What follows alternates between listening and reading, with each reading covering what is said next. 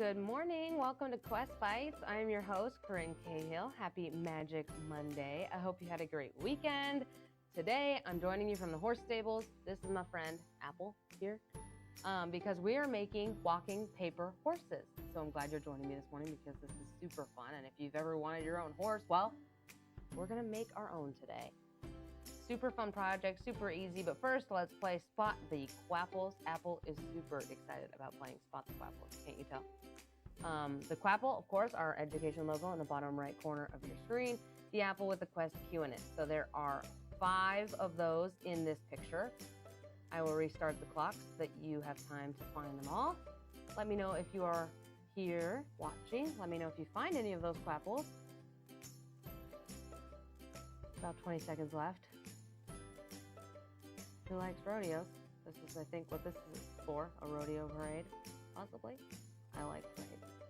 I love the pretty horses. About 5 seconds left. 3, 2, 1. Here is the answer. All 5 Quapples hidden in the parade and watching the parade, one of them. So if you found them, awesome. If you didn't, no worries. We'll play again on Wednesday. So just be here right at 9:30 so you can get in on the fun. So today we are making walking paper horses. So you're gonna need construction paper, any color you would like, a ruler, scissors, and an incline surface. So this is what they will look like, but how do you make them?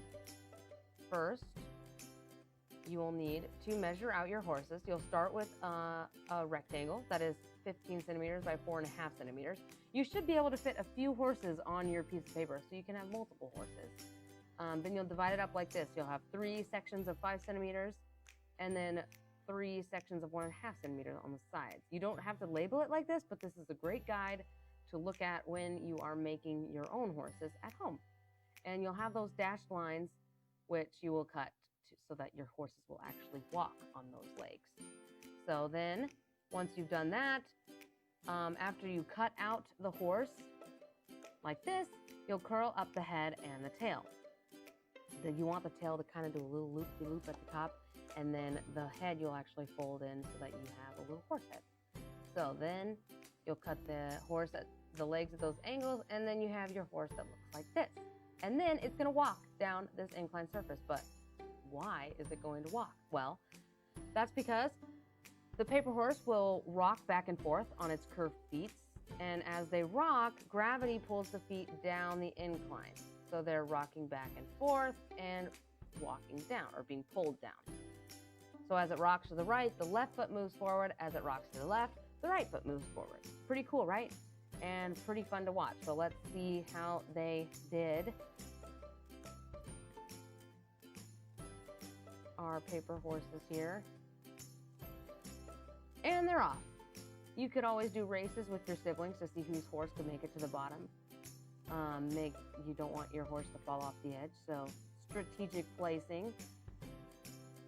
You can also decorate your horses, of course. They don't just have to be plain construction paper. But that red one's about to fall off, and there it goes. So we'll put the instructions in the comments so that you can make your own walking paper horses at home. Send us your pictures and videos when you're able to make them. They are super fun and awesome to watch. And you can do races all day, horse races.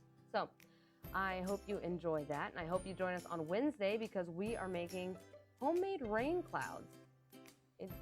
We haven't seen a lot of rain recently, so we're going to learn a little bit about it before it starts to come back around to us. So join us for that Wednesday right here at 9:30. Until next time, continue onward with your quest for knowledge, and thanks for watching.